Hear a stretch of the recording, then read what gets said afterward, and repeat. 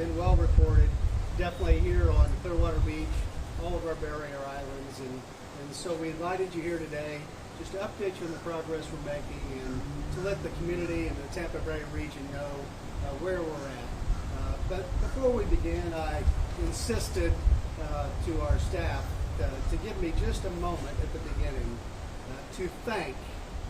We have over 1,800 employees in the city of Clearwater. I can tell you I came out here with Chief Gandy and City Manager and Jennifer Poirier the morning after the hurricane passed, and to see the tremendous damage that I observed that morning, and to see where our city crews have gotten it today.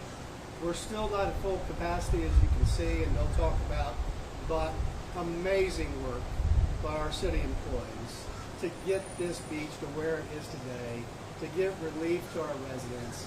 And I want to thank them for all they've done. They were doing their jobs, we get that, but they went way above and beyond. As we stand here today, they continue to do that. And but also before we begin, I want to introduce the folks who are up here with me. We have, to my left, we'll start with our council members. We have our council member, Lena Teixeira. We have council member David Albritton. David was personally impacted by this storm with his home and his properties. And thank you for being here today. The council members, to my right is our city manager, Jennifer Poirier. Her right's Chief Gandy. And we also have Yvonne Graham, who runs our Emergency Operations Center and all of our emergency operations. So before I go any further on that, in addition to our 1,800 employees, I want to thank these folks up here with me today for their leadership. All of them, again, just doing their jobs, but none of them worrying about how much credit they were getting for what we were doing. All working as a team. Not only working as a team together, but working as a team with county authorities and our Tampa Bay region to help all of us recover, and to more than anything, make an impact on the human lives that were either in jeopardy or are still trying to recover from this terrible storm. We've had great leadership here from the city of Clearwater. These are just three individuals to my right for examples of the many hardworking. And thank you for your leadership and all you have done to lead the departments in this city. So with that, I'll turn it over to our city manager, Jennifer Poirier. Good afternoon. Today at 4 p.m., the City of Clearwater Barrier Islands will open to everyone. The City of Clearwater has made great strides in the major cleanup efforts of removing the debris and the sand from the roadways. Now our crews will change their focus to do more of the finer touches in our cleanup efforts, and we will shift the debris cleanup and the laborious task of sifting and cleaning sand from the staging areas to our private contractors. As this occurs, it will get us closer to returning to normal. Many people need additional resources and workers to help in the recovery efforts. Opening the access to the barrier islands will help us return to normal and allow people to travel the island more efficiently. They will be able to get deliveries of food and resources, and it will allow nonprofits and help organizations to be able to help with the recovery efforts. Our public parking lots are being used for staging areas of debris and equipment, and therefore they are not available. People should not come to look around for morbid curiosity to see what our beaches look like. To do so would be at the detriment of our residents and our business owners that have already lost so much. It would also get in the way of our recovery efforts and the electricity crews. I want to echo the mayor's efforts and appreciation to the community for the resiliency and their patience, and to the team of the City of Clearwater. Their efforts will never be forgotten in terms of getting us back. With that, I will turn it over to our Police Chief, Eric Gandy. Thank you, ma'am. Thank you, Mayor. So, what we're looking at now, obviously, the reopening of all the barrier islands in Pinellas County is a significant lift for law enforcement specifically. Obviously, once we relax those restrictions at the checkpoints, anyone can come over here. As you heard the city manager say, we're not encouraging everyone to come over here. This is to allow the resources that people need to rebuild to get here and help them effectively. What we're doing In furtherance of that is stepping up our extra patrols, our anti-looting patrols. We have multiple businesses and homes that are being dried out, cleared out, and that provides access to those that would commit crimes. So certainly we're going to do a full court press on the law enforcement presence during the day and overnight. It's a significant challenge for us to maintain security in that environment. In addition to that, we're going to keep the North Beach at the Acacia Roundabout restricted to residents, Barrier Island pass holders, and those that have legitimate business at a residence at the North Beach. The contractors to serve those residents, the plumbers, the electricians, and the like. The reason for that is the roads north of Acacia are exceptionally narrow.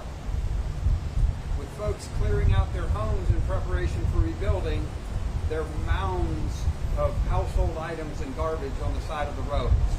There's still stand and debris in the roads. We have to have emergency vehicle access, and we have to have the ability to respond rapidly.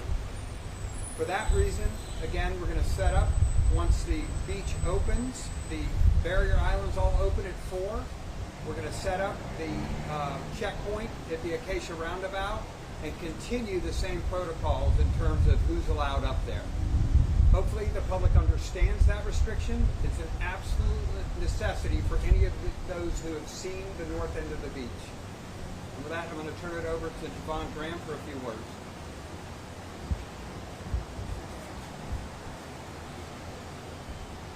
Good afternoon. Again, I'd just like to echo what was said earlier. We have a lot of work still to do. We have done a lot of work. We do appreciate the support of our council, our city manager, and the staff. They have continued to work hard around the clock. This is a lot to do, and we still have a long way to go. So please listen to the warnings they said. There's a lot of debris out here. There's still a lot of safety hazards, but we are working diligently to make sure we provide the best care and can bring the city back to some sort of normalcy. So we'd like to thank you for all your support, and with this, I'll turn it over to the city manager. We'll now turn it over to the mayor. So I guess I get the last word before we take questions, but to echo what they've said, I've told many people, it's not just folks that want to come out and sightsee. We are inundated with calls of people who, from their heart, want to come out and help people. That they are caring people in our region. They want to come out and help, and we want their help at the appropriate time. It's just right now, for them to drive out here in their own car, there's nowhere to park. It's very difficult. As they've described, the streets are very congested with debris. We've cleared them, but we're not at full capacity. And everyone here knows throughout the Tampa Bay region how busy and tight and congested we get out here on a sunny day when everything is open and fully operational. So we're just asking everyone to use good judgment. And if you really want to help the people who are still struggling today out here on Clearwater Beach, if you really want to help them, please stay away unless you absolutely have to be out here, even though it's open to the public. Please stay away for at least a few more days to give these folks the chance to continue to do the work that they're doing. As of yesterday morning, we had 6,000 residents. I see some representatives from Duke Energy here. 6,000 beach residents did not have electricity. Yesterday they restored many of those, but there's still a lot of damage that they need to get in and do major repair work. We've got folks still cleaning out water from their homes. There's just not the space for all the relief workers that need to be out here and folks who don't have a good reason to be out here. To the residents, I know I'm a beach resident myself. I've been out here for a long time. They are concerned about the public coming out and safety. I have full confidence in our police department. They're going to manage a difficult situation. They're going to make sure they've got patrols, as Chief Gandy has said. And so I just want to reassure the public, again, one, congratulations, and I can't thank our city Clearwater team for doing the amazing work to get this beach to where it is now, to allow residents to come back and repair their homes. They have done amazing work.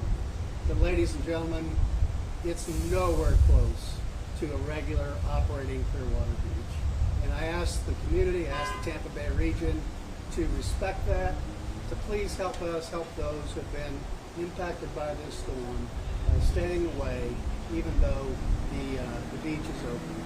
As I said a minute ago, just because you can doesn't mean you should. And the most caring thing you can do, if you don't have to be out here, is to wait a while before you come back and see the beach.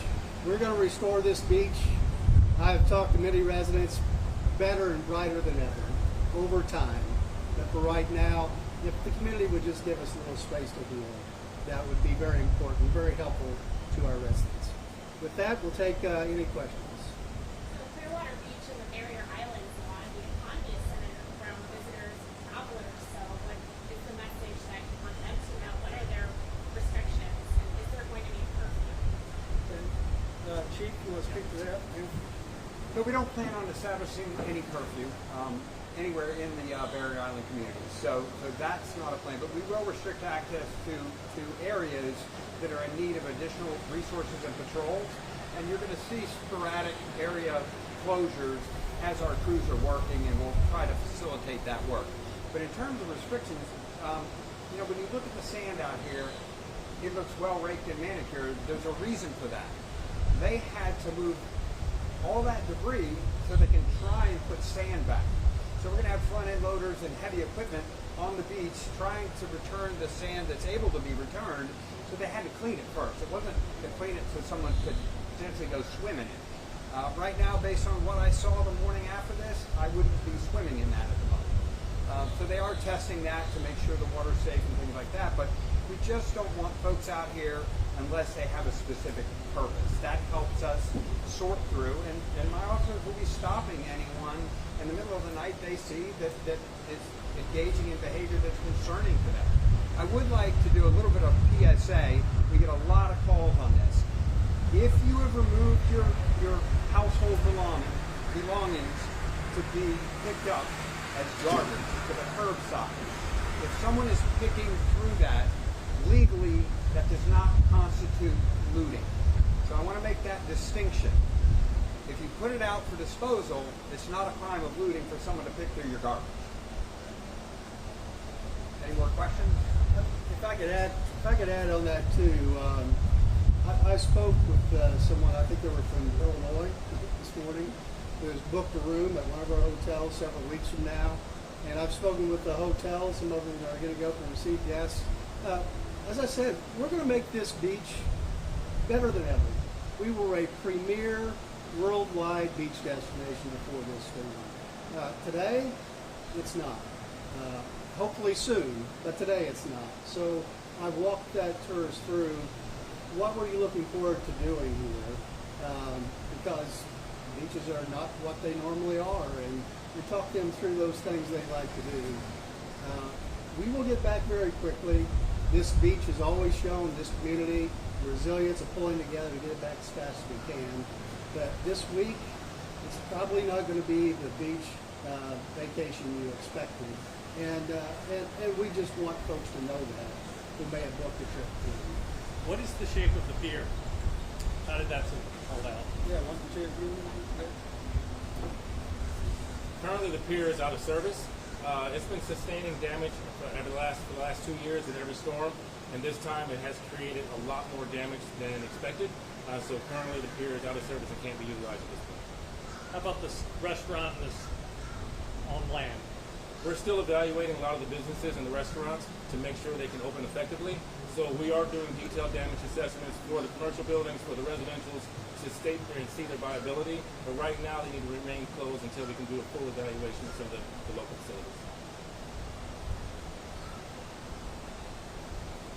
Any questions? Well, if there's nothing else, then thank you for coming today. I told several of you when you and I walked the other night. It's been amazing to me the resilience of the people who have literally had their lives destroyed.